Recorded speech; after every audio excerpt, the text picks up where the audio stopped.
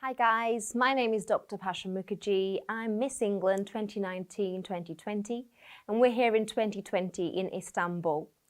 As you know, my campaign has been about health education and the topic that I chose during my reign was type 2 diabetes. I've been working with Diabetes UK as one of their ambassadors because diabetes is a deathly, horrible condition that impacts people worldwide. It's the fourth biggest killer and it affects more than 400 million people around the world. And that's why we're here to talk to Mr. Ali Füsun today. He's a 25-year-old gentleman and he's got a very interesting story to share with us. So Ali, you have had a very interesting journey, a weight loss journey. You lost 80 kilograms in 2 years. Yeah. And you also have a very close family member that is affected by type 2 diabetes. Tell us about your father's health condition. So he's diabetic. I would say he's around his 130 kilograms. But he loves to eat food. His life purpose is food. He has his own stone oven that he cooks all the time in it. How is his health, his diabetes affecting him daily? What are the problems he's facing that you've noticed in terms of his blood sugar? What are the health conditions that, that he's got as a result of the diabetes? So he doesn't have any stable mood. Okay. Due to his high blood sugar. So when his blood sugar rises, How high does it go? it hits sometimes 300, 400. So I'd just like to let everyone know that the normal levels just after food is usually maximum about 200 in a normal person. And in fasting, if you've not had any food, it's about 100. And you said it can go up to 300, 400. 400. Yeah, easily. Yeah. So after we eat food, everything is good. But suddenly he gets angry due to his blood sugar level. So his mood changes. Yeah, and we start a fight over empty things without any problem. Okay. But he just... What about physical problems? What physical manifestations of diabetes has your father got? So he's got a lot of scars in his face, in his body, because when he scratches, the scratch doesn't get healed. So I would say his legs covered with a lot of scars, which looks so bad. Yeah. But he's still trying to recover himself. But the problem is he doesn't look after himself. Yes. He doesn't ask him to change his food habits. But he told me that this is his way, and he's never gonna return from his way. As a family, it's very hard to accept. Of course. But we have nothing to do in this case. But What about your father's health condition scares you the most? he's living in the edge. He's 55 almost, and he is 135 kilograms. Yes. And that makes him quite dangerous. That makes him in very dangerous life condition. How has his health condition impacted the rest of your family, whether it's financially, socially, emotionally? So I would say we spend almost 10k lira per month for the food. For the food? For the food. But it's not only for us, for the people who comes our house. Do you think your father's eating habits had an impact on your eating habits and the habits that you formed at an early age? Yeah. Did it have any impact? Of course he had. Me and my dad used to go to restaurant. We cooked together. So you grew up eating the same foods? I grew up with the understanding of habits of food, which is very dangerous. Yes. Because normal people eat for a living, but we live to eat. we live to eat. Exactly, yes, we live to eat. yes. So which makes us very dangerous people. So now we're going to shift this to your story. At your heaviest, you said you weighed 175 kilograms. What motivated you to change this? So my motivation was the social life.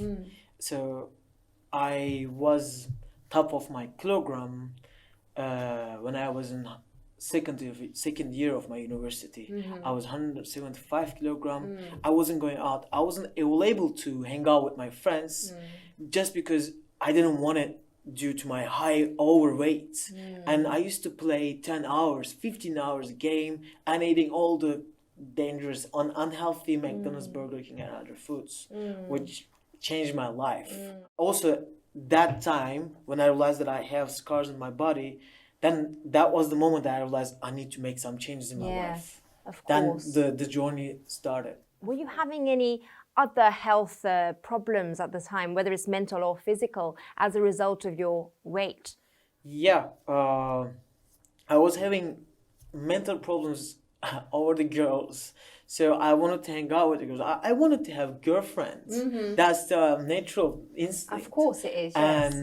But in that way, I mean, it's difficult. It's almost impossible.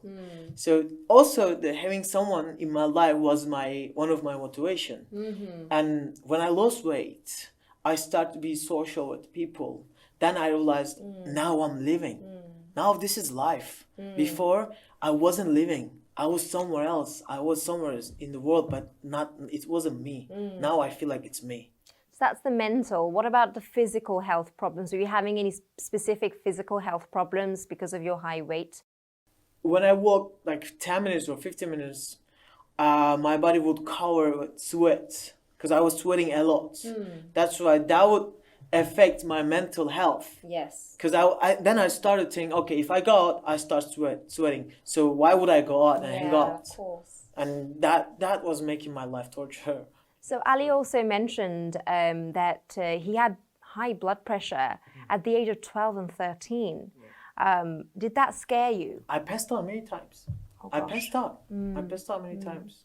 So talking about that age and all the habits that you had, if you were to be able to go back in the past, in your own life, if there was a time machine, would you change any one thing? And what would that one thing be? And at what age would you make that change? When I was 12 or 13, that was the time that I started middle school. And that was the time that I changed all my eat habits. And that was the time that I started eat Snickers. And I used to eat like 5 Snickers in a day, which has like 2,000 calories in one. So I used to have 4. And I was like, banned Snickers. Yeah, exactly. Snickers. Now when I started diet, I banned Snickers from my life. I banned all the burgers. I started to eat healthy. But as I said, when I was 13, I think that was the age that everything started. Yeah. What were some of the obstacles that you faced during your weight loss journey? Desserts, I would say. When I went out with my friends, they were pushing me to eat desserts and asking me to get one piece. But I knew it. If I had one piece, then I would have kept on to eat the whole dessert. Yes. That's why I had to stop myself from eating it. That was the most biggest obstacle in my. So peer pressure. Peer pressure, I would say for sure. Yeah. And what's one thing that worked for you? Because you already mentioned about taking certain things completely out of your diet, like Snickers. You haven't touched Snickers for years, and burgers as well. Is there anything else that worked? And I changed my portion size, and they helped me a lot to lose weight. Yes. And like first month, I lost 20 kilograms. The second month, I lost 20 again. Wow. And it was quite losing. I mean, it was so fast for me to lose weight because changing portion helped me a lot. Wow. Yeah. Thank you. And I think that's quite a simple advice for our listeners and watchers out there, because it's not complicated. You're not trying to do any fad diet. You're just changing how much you're eating. I think that's a really good advice. Is there any other advice or tip that you have? Any one thing that you have to say to anybody out there who is struggling with either diabetes or their weight? I would say you can go to doctor. He can give you advice. He can give you the list. He can give you the diet program. But you are the only person who can lose all weight. Without encouraging yourself, you cannot achieve anything. You are the solution. You need to encourage yourself first. Then you can encourage other people. Of course. You need to believe what you can do. Then you can achieve the things. That's all I can say, I would say. Thank you, Ali. Thank you.